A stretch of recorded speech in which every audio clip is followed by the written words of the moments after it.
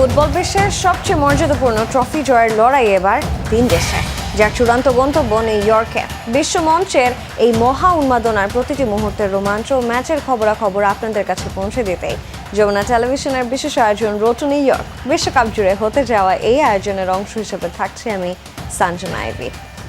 বিশ্বকাপের তৃতীয় স্থান নির্ধারণী ম্যাচে শনিবার দিবাগত রাতে মায়ামির হার্ড রক স্টেডিয়ামে ফ্রান্সের মুখোমুখি হবে ইংল্যান্ড। ম্যাচটি শুরু হবে বাংলাদেশ সময় রাত ৩টায়। ফাইনালের টিকিট না পেলেও মর্যাদার এই লড়াইয়ে দুই দলই জয় দিয়ে বিশ্বকাপ শেষ করতে চাইবে।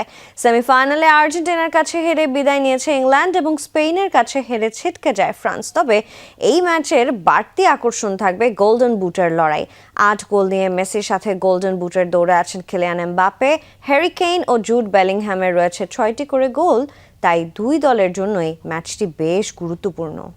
রোড টু নিউ ইয়র্কে এ পর্যায়ে আমার সঙ্গে যুক্ত হচ্ছেন আমার সহকর্মী এবং স্পেশাল করেসপন্ডেন্ট হাসানুর রহমান। বিশ্বকাপের তৃতীয় স্থান নির্ধারণী ম্যাচটা আসলে নিয়ম রক্ষার, কিন্তু এই ম্যাচে জয় দিয়ে ফাইনালের টিকিট না পাওয়ার আক্ষেপ কিছুটা হলেও নিশ্চয়ই ঘোচাতে চায় দুই দল। কি হতে পারে এই ম্যাচের ফলাফল? অবশ্যই এই ম্যাচটা তো আসলে আমরা যদি সেইভাবে দেখি তেমন গুরুত্ব নেই, তবে আবার বিশেষ গুরুত্ব আছে, কেননা যেহেতু প্রাইজ মানির একটা ব্যাপার থাকে। চ্যাম্পিয়ন দল একরকম প্রাইজ মানি পায়, রানার আপ একরকম পায়, 3 একরকম পায়, সেই হিসেবে একটা গুরুত্ব তো আছে। এবং গোল্ডেন বুটের রেসের জন্য এই ম্যাচটা কিন্তু খুব গুরুত্বপূর্ণ। এমবাপ্পের সামনে সুযোগ আছে মেসিকে ছাড়িয়ে যাওয়ার বা লিড নেওয়ার, যেহেতু মেসি আবার তারপর ফাইনাল খেলবে, সেই জায়গা থেকেও ইম্পর্টেন্ট। তো যাই হোক, আমরা একটু এই ম্যাচের দুই দলের সম্ভাব্য একাদশটা কেমন হতে পারে স্পেন এবং ইংল্যান্ডে, সেটি আপনাদের জানানোর চেষ্টা করবো। তো শুরুতে আমরা একটু একাদশ দেখাতে চাই দর্শকদের, দেখি আসলে তারপরে আসলে সেই বিষয়টা নিয়ে আলোচনা করবো। একাদশটা যদি আমরা দেখাই আমাদেরকে, দর্শকদেরকে, দুই দলের একাদশটা কেমন হতে পারে। শুরুতে আমরা ফ্রান্সের সম্ভাব্য একাদশ দেখাবো। ফ্রান্সের যে সিস্টেম সেটা কিন্তু একদম ফিক্সড, তারা 4-2-3-1 সিস্টেমেই খেলে থাকে। তবে একটা জিনিস মাথায় রাখতে হবে যে এই ম্যাচে দুই দলই কিন্তু তাদের সেরা একাদশ নাও খেলাতে পারেন, যেহেতু এটা আসলে ম্যাচটা অনেকটা নিয়ম রক্ষার, কিছু ব্যক্তিগত এবং দলীয় অর্জন থাকতেই পারে, সেটা থাকতে পারে। সেই জায়গা থেকে আমরা যদি দেখি ফ্রান্স একাদশে একটা চেঞ্জ হলেও হতে পারে, যেহেতু রায়ান চেরকি সেভাবে খেলার সুযোগ পায়নি, তিনি নাম্বার 10 রোলটাতে তিনি খেলতে পারেন আসলে সেই জায়গাতে। এবং তাছাড়া খুব বেশি পরিবর্তন হতে পারে কি, হওয়ার সম্ভাবনা কম। আমরা যদি মিডফিল্ডে দেখি, রেবিওর জায়গায় কোনে খেলতে পারে, কোনো তো রেগুলার সাবস্টিটিউট হিসেবে খেলেছে, বিশেষ করে সুয়ামিনি যখন ইনজুর ছিল তখন তিনি খেলেছিলেন। সেই সাথে এনগোলো কান্তে এবারে প্রথম হয়তো বিশ্বকাপে একটা ম্যাচ খেলার সুযোগ পাবেন মিডফিল্ডে।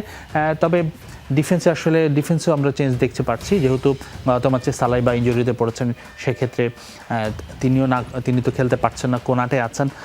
তো সব কিছু মিলে আমার কাছে মনে হচ্ছে কিলিয়ান এমবাপ্পের খেলাটা খুব জরুরি, এবং তাকে অ্যাসিস্ট করার জন্য, তার গোলটা আদায় করার জন্য যেই বিষয়গুলো প্রয়োজন আমার মনে হয় সেগুলোই থাকবে। এখন দেখা যাক, রিজার্ভ বেঞ্চের ফুটবলারদের আধিক্যই বেশি থাকার কথা। এবার ইংল্যান্ডের একাদশটা দেখাতে চাই, ইংল্যান্ডের একাদশটা কেমন হবে। ইংল্যান্ডের একাদশটা কিন্তু আসলে হলফ করে কোনো কিছুই বলা যাচ্ছে না, কারা খেলবেন কারা খেলছেন না। আমরা যদি দেখি, এটা আর্জেন্টিনার বিপক্ষে যেই ম্যাচের তাদের যে একাদশটা ছিল, তারাও কিন্তু 4-2-3-1 সিস্টেমেই খেলে থাকেন। একদম সবাইকে রেখেছি আমরা একাদশে, ব্রেন্ডন রজার্স, বেলিংহ্যাম, গর্ডন থেকে শুরু করে আপ টপ হ্যারি কেইন। তবে আমি যেটা বললাম যে এখানে অবশ্যই রিস জেমস থাকছেন না, তিনিও ইনজুরিতে পড়েছেন, তার জায়গায় অন্য কেউ কনসাস হয়তো শুরু করবেন। তবে মূল বিষয়টা হচ্ছে এইখানে একাদশটা কেমন হবে একদম শেষ মুহূর্তে ডিসাইড করা যাবে। ইংলিশ এবং ফ্রেঞ্চ গণমাধ্যম কেউ আসলে হলফ করে বলতে পারছে না এক্স্যাক্ট, তারা যেহেতু গুরুত্ব কম এই ম্যাচটাকে ঘিরে। এবার আমরা দুই দলের যদি একটু মুখোমুখি পরিসংখ্যান দেখি ফ্রান্স এবং ইংল্যান্ডের মধ্যে, কারা এগিয়ে কারা পিছিয়ে সেটা একটু দেখানোর চেষ্টা করব। তবে ইউরোপিয়ান দুইজনই দল, যেহেতু তারা একে অপরের প্রায়শই মুখোমুখি হয়ে থাকে, জয়ের হিসেব যদি আমরা দেখি অবশ্যই ইংল্যান্ড লিড নিয়ে আছে। 32 ম্যাচে 17 জয় ইংল্যান্ডের, 10 জয় কিন্তু ফ্রান্সের। সেক্ষেত্রে পরাজয় ফ্রান্সের বেশি হবে, সেটি স্বাভাবিক। 5টি ম্যাচ ড্র হয়েছে। 2022 বিশ্বকাপের ম্যাচে ফ্রান্স কিন্তু ইংল্যান্ডকে হারিয়েছিল। তবে যেই বিষয়টি গুরুত্বপূর্ণ সেটা হচ্ছে অতীত পরিসংখ্যান সবকিছু সবসময় কিন্তু রিফ্লেক্ট করে না। কারেন্ট যে ফর্ম, কারেন্ট যে স্কোয়াড আছে, মূল একাদশ নিয়ে যদি খেলে থাকে ফ্রান্স, আমার কাছে মনে হয় ফ্রান্সের ফেভারিট থাকবে অনেকটা ইংল্যান্ডের বিপক্ষে এই ম্যাচে। পরিসংখ্যানে আসলে ইংল্যান্ড এগিয়ে থাকলেও ফ্রান্সকে আপনি এগিয়ে রাখছেন, এবং এই এগিয়ে রাখাটা আসলে কতটুকু যৌক্তিক সেটা নিশ্চয়ই আমরা আজকে রাতের ম্যাচের ফলাফল দেখি আমরা বুঝতে পারবো। রাত 3টায় ম্যাচ, নিশ্চয়ই ভক্তরা সেটা মিস করতে চাইবেন না। এবার যদি একটু ফাইনাল ম্যাচের কথাবার্তা বলতে চাই, যে বহুল প্রতীক্ষিত যে বিশ্বকাপের ফাইনালে স্পেনের বিপক্ষে আর্জেন্টিনার কৌশল কেমন হতে পারে বলে আপনি মনে করছেন? আসলে টেকটিক্যাল ব্যাটেলটা খুব ইন্টারেস্টিং হবে। আমরা জানি যে দুই গুরু শিষ্যের লড়াই। আমি এর আগেও একটা প্রতিবেদন করেছিলাম যে স্কালোনি যখন কোচিং ক্যারিয়ার শুরু করেছিলেন, তিনি কোচিং কোর্সটা করেছিলেন স্পেনে। সেই সময় স্প্যানিশ ফুটবল ফেডারেশন কোচের ট্রেনার হিসেবে ছিলেন দে লা ফুয়েন্তে, যিনি এখন স্পেনের কোচ। তো স্কালোনির কোচিং ক্যারিয়ারের ট্রেনিংটা শুরু হয়েছিল কিন্তু সেই দে লা ফুয়েন্তের অধীনে। আমরা একটা ছবি দেখাতে চাই। এই ছবিটা আক্ষরিক একটা ছবি, যে দুই মাস্টার ট্যাকটিশিয়ানসের আসলে লড়াই হবে। আমার পেছনে দেখছেন যে সম্ভাব্য 11 দুই পাশে দুজনই আছে, এবং এটা কিন্তু তারা একটা দল যখন ফিক্সড 11 নিয়ে নামবে, কিন্তু তারা ম্যাচের প্রতি মুহূর্তে আসলে সেটা চেঞ্জ হবে, আক্রমণে চেঞ্জ হবে, ডিফেন্সের সময় চেঞ্জ হবে। তো এটা ইম্পর্টেন্ট। এরপরে আমাদের একটা ছবি আছে, সেটা যদি আমরা দর্শকদের দেখাই, দেখে আসলে ট্যাকটিক্স দুই দল অনেকাংশে মিল আছে। দুই দলই কিন্তু পজিশন নির্ভর ফুটবল খেলতে পারবে। তারা দ্রুত বল নিজেদের কাছ থেকে পাস করার চেষ্টা করবে, প্রতিপক্ষের আক্রমণ ডেরায় যাওয়ার চেষ্টা করবে। এখন আমি এই জায়গায় একটা ছবি দেখেছি, এটা স্পেনের ম্যাচের একটা ছবি, স্পেন বেলজিয়াম ম্যাচের ছবি। ছবিগুলো দেখুন, যেই সার্কেল করা ফুটবলারগুলো আছে তারা হচ্ছে স্পেনের ফুটবলার। তারা বলটা এই মুহূর্তে হারিয়ে ফেলেছে, তাদের কাছ থেকে বেলজিয়াম বলটা নিয়ে নিয়েছিল। ওই যে সামনে একজন বেলজিয়ামের ফুটবলারের পায়ে বল। এখন এই সার্কেলটা এই কারণেই হচ্ছে, যখন স্পেন বল হারিয়ে ফেলে তারা খুব দ্রুত রিকভার করার চেষ্টা করে। এভারেজ তারা 6 সেকেন্ডের মধ্যে খুব দ্রুত প্রেস করে থাকে, এবং এর মধ্যে যদি তারা বল নিতে না পারে সেক্ষেত্রে আবার তারা পুরনো পজিশনে ফিরে যায়। কিন্তু প্রথম 6 সেকেন্ডটা থাকে, তখন তারা সর্বোচ্চ স্পিড, অ্যাজিলিটি সবাই একসঙ্গে কম্বাইন্ড হয়ে আসলে বলটা রিকভার করার চেষ্টা করে। এবং ফিফার যে তথ্য আছে সেখানে বলা হচ্ছে অ্যাভারেজ 10 সেকেন্ডের কাছাকাছি সময় বল হারানোর পরবর্তীতেই স্পেন সেটা দখল করে নিয়েছে, অর্থাৎ নিজেদের হাফে নিয়ে নিয়েছে। এটা যেহেতু সময় লেগেছে, অনেক সময় ব্যর্থ হয়েছে, অ্যাভারেজটা বেশি হয়েছে, কিন্তু ম্যাক্সিমাম তারা 6 সেকেন্ডের মধ্যেই নিয়ে নিয়েছে। এবং সেম ট্যাকটিক্স কিন্তু আর্জেন্টিনারও। আপনি যারা আর্জেন্টিনার খেলা ফলো করে থাকেন, দুই দলেরই ট্যাকটিক্স একটাই, যে তারা বল যখন হারিয়ে ফেলবে তারা অফ দ্য বল বেশি কমফোর্টেবল না, দ্রুতই বলটা নিয়ে নেওয়ার চেষ্টা করবে। আর দুই দলের ট্যাকটিক্সে একটা বড় পার্থক্য থাকবে, যে স্পেন যখন নিজেদের পায়ে বল থাকে তখন তারা কিন্তু অনেকটা রিল্যাক্সে আসলে পাসিং দিয়ে থাকে, স্পেস ক্রিয়েট করার চেষ্টা করে থাকে, সেই মানে ওয়াইড এরিয়াগুলো এক্সপ্লোর করার চেষ্টা করে থাকে ফ্রান্স। পক্ষান্তরে আর্জেন্টিনা কিন্তু কুইক অ্যাটাকে যায়, তারা খুব বেশি সময় নিতে চায় না, তারা নিজেদের মধ্যে কুইক পাস করে একটা আক্রমণ তৈরি করতে চায়, এবং মূল লক্ষ্য থাকে যে তারা মেসিকে দ্রুত খুঁজে পাবে, মেসির কাছ থেকে আসলে চূড়ান্ত আক্রমণটা শুরু হয়। তো এটাই ছিল প্রধান ট্যাকটিক্স। আরও অনেক ট্যাকটিক্স ডিটেল থাকবে, আমরা দর্শকদের নিশ্চয়ই সেগুলো আমাদের প্রতিবেদনে দর্শকদের জানানোর চেষ্টা করব, দুই দলের ডিটেল ট্যাকটিক্সের বিষয়গুলো আলোচনা করার জন্য। বল পজিশনে সবসময় আর্জেন্টিনার বিপক্ষে যারা খেলেছে তাদের চাইতে সবচেয়ে বেশি বল পজিশনে এগিয়ে ছিল আর্জেন্টিনা, এবং স্পেনও কিন্তু ছেড়ে কথা বলবে না। তাদের মিডফিল্ড অনেক শক্তিশালী, এবং দুজনেই একটা সমানে সমান হাড্ডাহাড্ডি লড়াই হতে পারে, এমনটা আমরা বলতেই পারি। এবারের বিশ্বকাপে একক আধিপত্য দেখিয়েছে মেসি। প্রতি ম্যাচেই তিনি রেকর্ড করছেন আর নিজেকে আরও নতুন করে মেলে ধরছেন। এই ম্যাচেও নিশ্চয়ই আমরা আরও অনেক রেকর্ডের পাশাপাশি তার জাদুকরী পারফরমেন্স দেখতে পারবো। একটা ইংলিশ হেডলাইন দিয়ে বলি, আমার কাছে খুব ভালো লেগেছে হেডলাইনটা, এটাই হয়তো পারফেক্ট মেসিকে নিয়ে। সেটা হলো রিফিউজ টু ব্যাক ডাউন। মানে তিনি কোনোভাবেই বয়সের ভারে পিছিয়ে পড়তে চাচ্ছেন না। গত বিশ্বকাপ যখন কাতার খেলেছিল তখনই একটা ধরা হচ্ছিল যে মেসির শেষ বিশ্বকাপ, সেই বিশ্বকাপে কিন্তু তিনি 7টি গোল করেছিলেন। এই বিশ্বকাপে তিনি, তার বয়স এখন 39 বছর, এই বিশ্বকাপে তিনি 8টি গোল করে ফেলেছেন, ইতিমধ্যে আরও একটি ম্যাচ বাকি আছে। তো সেই লিওনেল মেসি যেন থামতেই চাচ্ছেন না, বয়সের ভারে তিনি আরও শানিত হচ্ছেন, আরও ক্ষুরোদার হচ্ছেন তার জায়গা থেকে। তো মেসির কীর্তিগুলো একটু দেখাবো দর্শকদের, যেহেতু আরেকটা ম্যাচ মাত্র বাকি আছে, ফাইনালের আগে একটু রিকল করতে চাই। মেসি 8টা গোল করেছেন, আমরা তো সবাই জানি। আমার পেছনে একটা ছবি আছে, সেটা যদি দেখাই, সেই 8টা গোল এবং তিনি যে 4টি অ্যাসিস্ট করেছেন, কোন জায়গাগুলো থেকে কিভাবে করেছেন সেই জায়গাটাই আমরা দেখাবো। আপনারা দেখছেন যে ডট স্পটগুলো আছে লাল কালারের, সেগুলো হচ্ছে সেই জায়গাগুলো থেকে লিওনেল মেসি গোল করেছেন। ডি বক্সের ভিতর থেকে 2টি করেছেন, ডি বক্সে গোলকিপারের বক্স থেকে 2টি করেছেন, এবং ডি বক্সের ভিতরে তিনি প্রায় আরও 3টি গোল করেছেন, এবং ডি বক্সের বাইরে থেকে 2টি গোল আছে তার। এবং যে অ্যাসিস্টগুলো তিনি করেছেন, আপনি দেখেন যেখানে মার্কিংগুলো আছে পার্পল কালারের অনেকটা, নাকি আপনারা নীল কালার দেখতে পাচ্ছেন, সেগুলো তার অ্যাসিস্টের জোন। সবশেষ ম্যাচ ইংল্যান্ডের বিপক্ষে তিনি ডি বক্সের রাইট সাইড থেকে যেই ক্রসটা করেছিলেন, একটা কর্নার থেকে সেট পিচ হয়েছিল তার আগের ম্যাচে, যেটা ম্যাকালিস্টার গোল করেছিলেন, এবং এনজো ফার্নান্দেসকে যেই তিনি অ্যাসিস্টটা দিয়েছিলেন সেটা ডি বক্সের বাইরে। তো সব কিছু মিলে মেসির পারফরমেন্সটা আমরা দেখানোর চেষ্টা করলাম। মেসি কিন্তু এবারের আর্জেন্টিনার গোলের চেষ্টা করেছে 109টি, খুব সম্ভবত, আমি এক্স্যাক্ট নাম্বারটা 109 হওয়ার কথা বা 112 হবে। এর মধ্যে 99টা আক্রমণের মধ্যে মেসি জড়িত ছিল। আপনি চিন্তা করুন, একটা দলের 109টার মধ্যে 92টা আক্রমণে তিনি ইনভলভ ছিলেন। এখন আমার পেছনে যেই ছবিটা দেখতে পাচ্ছেন এটা হলো পুরো একটা মাঠকে আমরা ধরে রেখেছি এবং সেখানে মেসি কোন জায়গায় কোন জোনে বেশি টাচ করেছেন সেই জায়গাটা একদম এখানে দেওয়া আছে। আপনি জানেন পিঙ্ক কালারের যে জায়গাটা আছে সেটাকেই জোন 14 বলা হয়। প্রতিপক্ষ ডি বক্সের সামনের জায়গাটায় মেসি যেহেতু সেন্ট্রালি অপারেট করতে পছন্দ করেন সেই জায়গাটাই তিনি বেশি পেনিট্রেট করেন এবং এই জায়গায় তার টাচেস বেশি। তিনি 19% টাচ সর্বাধিক ওই জায়গাটাই করেছেন এবং তার পাশেই 15% ওই জোন 14-এর মধ্যেই এই জায়গাটাতে। এবং তাছাড়া মেসি কিন্তু রাইট চ্যানেলও ম্যাচের শেষ ভাগে এসে অপারেট করেন আমরা দেখেছি। যখন তিনি ম্যাচের দ্বিতীয় হাইড্রেশন ব্রেকের পর অপারেট করেন তখন তিনি এই রাইট চ্যানেলের আধিপত্য করেন। এছাড়াও তিনি কিন্তু অলমোস্ট নিজেদের গোলকিপার বা ডি বক্সের এরিয়াটা বাদ দিয়ে মোটামুটি সবখানেই তিনি বিচরণ করেছেন। এরপরে যদি দেখাই যে লিওনেল মেসির বিশ্বকাপে আসলে তিনি কি করেছেন এবার 26 বিশ্বকাপে, সেই তথ্যগুলো একটু দর্শকদের দেখাবো। আমি যেটা বলছিলাম একটু আগে যে মেসি তার টিমের আক্রমণের ক্ষেত্রে কতটা ইনভলভ ছিলেন এর আগে এবং পজিশনগুলো দেখাচ্ছিলেন। এখানে যদি দেখাই যে মেসি শট নিয়েছেন কতগুলো এবারের বিশ্বকাপে, তার ব্যক্তিগত শট তিনি এবারের বিশ্বকাপে টোটাল 59টা শট নিয়েছেন। তার পুরো দলের 52.7%, অর্থাৎ পুরো আর্জেন্টিনা দলের বাকিরা যে পরিমাণ শট নিয়েছে তার চেয়ে বেশি লিওনেল মেসি শট নিয়েছেন এবং সেটি কিন্তু এবারের বিশ্বকাপে হাইয়েস্ট। আমরা যদি দেখি তারপরে আশরাফ হাকিমি মরক্কোর যে ক্যাপ্টেন তিনি দ্বিতীয় সর্বোচ্চ 31টা শট নিয়েছিলেন এবং আপনি দেখুন পার্সেন্টেজে মেসি কতটা এগিয়ে। আমাদের কাছে আরেকটি তথ্য আছে যে মেসির আগের বিশ্বকাপগুলোর সাথে এবারের বিশ্বকাপের পারফরমেন্সে যদি আমরা কম্পেয়ার করি, মেসির তো আমরা জানি ষষ্ঠ বিশ্বকাপ চলছে। 2006 বিশ্বকাপে তিনি টোটাল 6টা শট নিয়েছিলেন, তার দলের 10%। 2010 বিশ্বকাপে 45টা শট নিয়েছিলেন, তার দলের 48% প্রায়।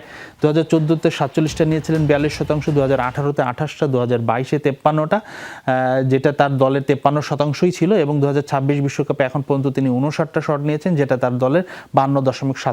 অর্থাৎ আমি যেটা শুরুতেই বলছিলাম, মেসি যেন হারতে চাচ্ছেন না, বয়সের সাথে সাথে তিনি আরও শানিত হচ্ছেন এবং সবশেষ 2 বিশ্বকাপের তার যে স্ট্যাট সেটা আসলে সেটাই প্রমাণ করে। তো লিওনেল মেসি বলা হচ্ছে এটি তার শেষ বিশ্বকাপ। তাদের যে দলীয় গান আছে সেখানেও বলা হচ্ছে মেসির শেষ বিশ্বকাপের জন্য তারা আবারও চ্যাম্পিয়ন হতে চায়। তবে মেসি যে ফর্মে আছে তিনি যদি আরও একটা বিশ্বকাপ রোনালদোর মতো 43 বছর বয়সে খেলেন, হু নোস, দেখা যাক কী করেন Messi. Ageing like a fine wine, এই কথাটা নিশ্চয়ই মেসির সাথেই প্রযোজ্য হবে। এবার যদি জানতে চাই যে আর্জেন্টিনার তো মেসি রয়েছে, তার ম্যাজিক রয়েছে, তবে স্পেনের কি এমন কেউ আছেন যিনি কিনা বদলে দিতে পারেন ম্যাচের ভাগ্য? মেসি তো আসলে মেসি বিষয়ে একজনই আছে এই মুহূর্তে, অন্তত সর্বকালের সেরা ফুটবলারদের একজন। স্পেনে আসলে মেসির মতো কেউ নেই, তবে তেমন গুরুত্বপূর্ণ ফুটবলারই আছে। মেসির সাথে ইয়ামালের দ্বৈরথ অনেকে বলছেন, কিন্তু আমার কাছে মনে হয় না মেসি ইয়ামাল দ্বৈরথ। ইয়ামাল হয়তো স্পেনের পোস্টার বয়সের কারণেই ইয়ামালের কথাটা আসে, কিন্তু মেসির টেম্পো নির্ধারণ যে করে দেবে, মেসিকে তো আসলে আটকানো সম্ভব না। মেসিকে হয়তো মার্ক করবেন কুকুরিয়া বা লাপোর্তা যে ডিফেন্ডারটা আছেন, কিন্তু মেসিকে তো আসলে ডিফেন্ড করে কোনো দল আটকাতে পারে না। মেসি যদি ক্রস করতে না পারে, গোল করতে না পারে, অন্তত একটা ফাউল আদায় করে নেবেন। সেই জায়গায় যেটা করতে হবে, মেসির সাপ্লাই চেনটা আটকিয়ে দিতে হবে, অর্থাৎ মেসির কাছে যেন বল না আসে, এবং সেই কাজটা করতে পারে রদ্রিগো, স্পেনের ক্যাপ্টেন। তিনি দুর্দান্ত পারফরমেন্স করেছেন এবারের বিশ্বকাপে। তার পারফরমেন্সটা একটু দেখাবো, তিনি কি প্লেয়ার হতে পারেন, কেন কি প্লেয়ার হতে পারেন সেটাই আপনাদের বলবো। রদ্রি এবারের বিশ্বকাপে টোটাল টাচ নিয়েছেন 794টা, অর্থাৎ তিনি 794 পার তার পায়ে বল এসেছে এবং এটা হচ্ছে বিশ্বকাপের সবচেয়ে বেশি, মানে তার চেয়ে বেশি বল নিয়ন্ত্রণ বা টাচেস কেউ করেনি যে কোনো দলের ক্ষেত্রে, শুধু স্পেন নয়। সাকসেসফুল পাস দিয়েছেন তিনি 655টা, সেটাও সর্বাধিক। স্পেনের দলের নয়, পুরো বিশ্বকাপে যে কোনো দলের মধ্যে সর্বাধিক তিনি সাকসেসফুল পাস দিয়েছেন। টোটাল ক্যারি করেছেন তিনি 164টা বল, তিনি 164টা বল নিয়ে সামনে গেছেন, আক্রমণ তৈরি করেছেন, সেটাতেও তিনি সর্বাধিক। ট্যাকেল করেছেন 22টা, সেটা বিশ্বকাপের দ্বিতীয় সর্বোচ্চ, তিনি যেহেতু ডিফেন্সিভ মিডফিল্ডে খেলে থাকেন। এবং তারপরে আমরা যদি দেখি তার pass ending in the final third, প্রতিপক্ষের ফাইনাল থার্ডে গিয়ে তিনি পাস দিয়েছেন 187টা, সেটা দ্বিতীয় সর্বোচ্চ, এবং পজিশন ওন করেছেন 34টা। তো অর্থাৎ এই স্ট্যাটগুলো দেখুন তিনি কতটা ডমিনেট করে থাকেন। তো এই রদ্রির আসলে মেইন দায়িত্ব থাকবে মেসির কাছে যেন বল সাপ্লাই না যায়। আর্জেন্টিনার গেম প্ল্যানের প্রধান লক্ষ্যই থাকে তারা ডানে বামে যেখানে যাক না কেন ফাইনাল আক্রমণটা ম্যাক্সিমাম সময়ে মেসির কাছ থেকেই আসে। তো মেসিকে যদি আপনি আটকাতে না পারেন, মেসির কাছে বল যাওয়া তো বন্ধ করতে পারেন, সেই দায়িত্বটাই থাকবে হয়তো রদ্রির কাছে। আরেকজন ফুটবলারকে আমি রাখতে চাই, তিনি মেসির সিমিলার পজিশনে খেলেন, তিনি ততটা হয়তো ইফেক্টিভ নয়, মেসির মতো তারকা নয়, কিন্তু তার ভূমিকাটা মোটেও গুরুত্ব নয়। তিনি হচ্ছেন ডেলি ওলমো। আপনি দেখছেন এখানে তিনি ফ্রান্স ম্যাচের একটা চিত্র, তাকে কিভাবে আসলে ফরাসি 4 জন ঘিরে ধরেছিল, কিন্তু তিনি এখান থেকেও বলটা পাস বের করে নিয়ে গিয়েছিলেন। স্পেন আসলে আর্তেতা সে বলে তারা ওয়াইড এরিয়ায় খেলতে পছন্দ করে, দুই সাইডে আসলে ট্রায়াঙ্গেল তৈরি হয়, মাঝখানে ডেলি ওলমো থাকে, তিনি স্পেনের আক্রমণের দুই সাইডের ব্রিজ হিসেবে কাজ করে থাকেন। তো সেই ডেলি ওলমো আমার কাছে মনে হয় যে এই ম্যাচে খুবই খুবই গুরুত্বপূর্ণ হতে পারে। তো মেসির আসলে সমকক্ষ কেউ নেই, তবে এই দুজন কি পারফর্মার হতে পারে আর্জেন্টিনার বিপক্ষে ম্যাচে। নিশ্চয়ই তাদের টার্গেট থাকবে মেসিকে আটকানো, এই দুই প্লেয়ারের মূল টার্গেট মেসিকে আটকানো নিয়েই তারা মাঠে নামবে। দর্শক, আমাদের যে এক্সপার্ট রয়েছে তার সাথে তো আরও অনেক আলোচনা হবে, তবে এ পর্যায়ে আমরা নিতে চাই একটা বিরতির সঙ্গে থাকুন। আবারও আমন্ত্রণ, দেখছেন রোড টু নিউ ইয়র্ক, এবং আবারও যুক্ত হতে চাই আমার সহকর্মী এবং স্পেশাল করেসপন্ডেন্ট হাসানুর রহমানের সাথে। স্পেনের মিডফিল্ড নিয়ে তো অনেক কথা হয়, তারা কতটা শক্তিশালী, তাদের মিডফিল্ড কতটা শক্তিশালী, এটা নিয়ে আসলে নতুন করে বলার কিছু নেই। তবে ফাইনালে স্পেনের মিডফিল্ডে কাকে দেখা যাবে, পেদ্রি নাকি রুইসকে?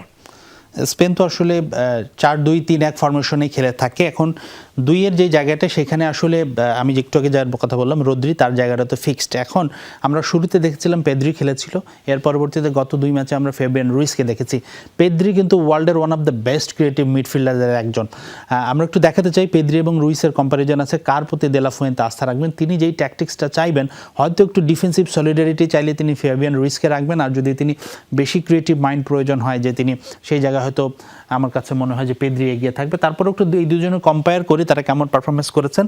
আপনি যদি দেখেন যে ফেবিয়ান রুইস 260 মিনিট খেলেছে, 260 মিনিট খেলে তিনি একটি গোল করেছেন এবং 260 মিনিটে তিনি 291টা টাচেস করেছেন, অর্থাৎ 291 বার তার হাতে তার পায়ে বল এসেছে এবং চান্স ক্রিয়েট করেছেন 5 বার, পজিশন অন করেছেন তিনি 16 বার এবং ডুয়েল অন করেছেন 11 বার। সেক্ষেত্রে আমরা পেদ্রিকে যদি তিনি অলমোস্ট তার ডাবল খেলেছেন, তিনি 441 মিনিট খেলেছেন, তিনি গোল করেননি, তিনি তার টাচেস নিয়েছেন 508টা, চান্স ক্রিয়েট করেছেন 9টা এবং পজিশন অন করেছেন আসলে 30টা, ডুয়েল অন করেছেন 22টা। তো আসলে নেক টু নেক পারফরমেন্স, দুইজনই আসলে খুব ভালো মিডফিল্ডার, একজন পিএসজিতে খেলেন, একজন বার্সেলোনাতে খেলে থাকেন। তবে আমার কাছে মনে হয় যে তিনি ডিফেন্সিভ মাইন্ডসেট যদি কিছুটা সলিডারিটি বেশি চান সেক্ষেত্রে ফেবিয়ান রুইস, আর অ্যাটাকিং মাইন্ডসেট বেশি চাইলে পেদ্রি থাকবেন। এবার আসলে আরেকটা বিষয় আমি প্রশ্নের বাইরে আলোচনা করতে চাই যে সুপার সাব, এবার দুই দলে কিন্তু দুটা সুপার সাব আছে। আমার পেছনে যে আছে মরেনো, তাকে নিশ্চয়ই সবাই জানেন। স্পেনের যখন বড্ড গোলের প্রয়োজন হয় শেষ মুহূর্তে, তখন মরেনো কিন্তু 2 মিনিটে 5 মিনিটে নেমেই গোল করে ফেলেন। তিনি মোট এই বিশ্বকাপে 50 মিনিট প্লাস খেলেছেন, 2টি গোল করেছেন, সুপার সাব মরেনো। তো এরকম একটা অস্ত্র আবার আর্জেন্টিনার হাতেও আছে, সেটা দেখাতে চাই সেই ছবিটা। লাউতারো মার্টিনেসকে সুপার সাব একেবারেই বলা যাবে না, যেহেতু তিনি শুরুর দিকে মেইন স্টার্টার ছিলেন হুলিয়ান আলভারেজের ইনজুরির কারণে, কিন্তু মূলত তাকে আসলে সাবস্টিটিউট হিসেবেই তার পরিকল্পনায় রেখেছেন স্কালোনি, কেননা তার স্ট্যামিনা, তার শক্তিটা শেষ মুহূর্তে যখন অল আউট অ্যাটাকে যাবে সেটি প্রয়োজন হবে। সবশেষ 2 ম্যাচেই সাবস্টিটিউট নেমে কিন্তু গোল করেছেন লাউতারো। তো এই দুজন কিন্তু খুব গুরুত্বপূর্ণ হবে স্পেন এবং আর্জেন্টিনা দুই দলের জন্যই। একদমই তাই, সুপার সাবের যে বিষয়টা রয়েছে সেই বিষয়ে কিন্তু একদম মাথায় রাখবে আর্জেন্টিনা এবং স্পেন দুই দলই। এবার যদি একটু জানতে চাই যে এবারের বিশ্বকাপে কিন্তু 48 দলের মাঝে বেশিরভাগ দলই নিজেদের দেশি কোচ নিয়ে মাঠে নেমেছিল, ফাইনাল ম্যাচেও থাকছে দুই দলের দেশি কোচ। বিশ্বকাপের সফলতার পেছনে কি তাহলে দেশি কোচদের অবদানই বেশি রইল? আসলে এটাই সবসময় হয়েছে, দেশি কোচ যারা রেখেছে তারাই বিশ্বকাপ জিতেছে। বিদেশি দলের কোনো কোচ, বিদেশি কোচ সেই দেশকে এখন পর্যন্ত বিশ্বকাপ জেতাতে পারেননি। আমাদের কাছে কিছু তথ্য আছে, একটা ছোট্ট তথ্য ছোট করে দিয়ে দর্শকদের জানাতে চাইবো। এবার আমরা যদি দে লা ফুয়েন্তে স্প্যানিশ কোচ, তাদের নেটিভ দল, এবং স্কালোনিও তাদের নিজের দলেরই কোচ, তো আবারও সেই রেকর্ডটা অব্যাহত থাকছে যে দলের চ্যাম্পিয়ন হোক না কেন। টোটাল 23টা ফিফা ওয়ার্ল্ড কাপ চ্যাম্পিয়ন হয়েছেন এবং প্রত্যেকটারই কিন্তু তাদের নিজস্ব কোচ ছিল, নিজ দেশের কোচের এই বিশ্বকাপ জিতেছে। তো এই রেকর্ডটা এখনও কেউ ভাঙতে পারেনি যে বিদেশি একজন কোচ এসে অন্য কোনো দলকে জিতেছেন। তো এবারও তার ব্যতিক্রম হচ্ছে না। তবে আসলে কোন দেশি কোচের জয় হচ্ছে সেটা জানতে তো আমাদের কিছুক্ষণ আরো অপেক্ষা করতে হবে, আরো একদিন। এখন পর্যন্ত বিশ্বকাপের সেরা গোল কোনগুলো এবং কেন ভালো লেগেছে আপনার কাছে জানাবেন। বিশ্বকাপ যেহেতু শেষ মুহূর্তে, এখন এই বিষয়গুলো নিয়ে কিন্তু আলোচনায় আসবে যে আসলে কোন গোলটা সেরা, কোন গোলটা মানে সেরা নয়, অনেক কিছু নিয়ে আলোচনা হবে। এখানে ব্যক্তিগত পছন্দ অপছন্দ থাকবে। আমি যদি আমার পছন্দ বলি, আমি যদি বলবো কেপ ভার্দের যেই ফুটবলারটা আর্জেন্টিনার বিপক্ষে একটা গোল করেছিলেন, আমার কাছে এটা বিশ্বকাপের ওয়ান অফ দ্য বেস্ট গোল এখন পর্যন্ত, আমি যদি ফিনিশিংয়ের বিচারে দেখি। তবে আরও অনেক অ্যাসপেক্টস আছে। তবে আমি এখন সেরা গোল বলতে চাই, সেটা হলো ফিফা তাদের ওয়েবসাইটে দিয়েছে যে সেমিফাইনাল এবং কোয়ার্টার ফাইনালের বেস্ট গোল কোনটি, তারা সম্ভব একটা তালিকা দিয়েছে এবং দর্শকদের ভোট চেয়েছে যে আপনি ভোট দিয়ে সেই সেরা গোলটা বেছে নিতে পারেন। একটু দেখাতে চাই, তালিকার প্রথমে নাম্বার 1-এ আছে কিলিয়ান এমবাপ্পের গোল। একটা ছবি দেখাতে চাই, ছবিতেই আসলে গোলটা বোঝা যাবে না। কিলিয়ান এমবাপ্পে মরক্কোর বিপক্ষে একদম লেফট সাইড দিয়ে ডি বক্সে ঢুকেছিলেন এবং সামনের জটলাটা দেখুন, তার সামনে আসলে 4 জন ফুটবলার, তিনি দারুণভাবে ডান পা বাম পায়ে একটু স্পেস করে নিয়ে দারুণ গোলটি করেছিলেন। যারা আরেকটু পরিষ্কার ধারণা পেতে চান, আমার মনে হয় ইউটিউবে সার্চ দিয়ে আপনারা দেখতে পারেন। আমরা আসলে কপিরাইট ইস্যুর কারণে অনেক কিছুই দেখাতে পারবো না। দ্বিতীয় যেই গোলটা ফিফা রেখেছে সেরা গোলের নির্বাচনের ক্ষেত্রে, সেটি একটু দেখাতে চাই।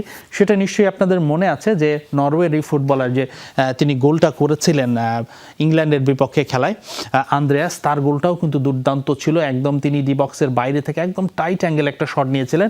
আমি বিভিন্ন সাইডে দেখানোর চেষ্টা করেছি, তার উপরের ছবিগুলোতে আপনারা খেয়াল করছেন কিনা, একদম কর্নারে ছিলেন এবং তার শট এবং গোলকিপারের ড্রাইভ দুর্দান্ত একটা গোল ছিল। তো এটা রাখা হয়েছে 2 নম্বরে, এটাকে আপনারা চয়েস করতে পারেন। পরের গোলটা যদি আমরা দেখাতে চাই যে কোনটা রাখা হয়েছে, পরের গোলটা জুড বেলিংহামের যে গোলটা, এই একই ম্যাচের ঘটনা। প্রথমে নরওয়ে এগিয়ে নিয়েছিল, পরবর্তীতে জুড বেলিংহাম একটা গোল করেছিলেন। আমার পুরো আক্রমণটার কথাই মনে আছে, হ্যারি কেইন অলমোস্ট মাঠ থেকে একটা থ্রু পাস দিয়েছিলেন এবং সেই থ্রু পাসটা খুব দুর্দান্ত রানে বেলিংহাম ডি বক্সে ঢুকে পড়েছিলেন এবং তারপর দারুণ একটা ফিনিশিংয়ে গোলটা করেছিলেন। তো সেটাও সেরা গোলের লিস্টে আছে। অবশ্যই আবারও মনে করে দিচ্ছি এটা কোয়ার্টার ফাইনাল এবং সেমিফাইনালে, যদিও এই গোলের বিল্ড আপে স্পাইডার ক্যামের তারে বলটা লেগেছিল কিনা সেটা নিয়ে কিন্তু বিতর্ক ছিল।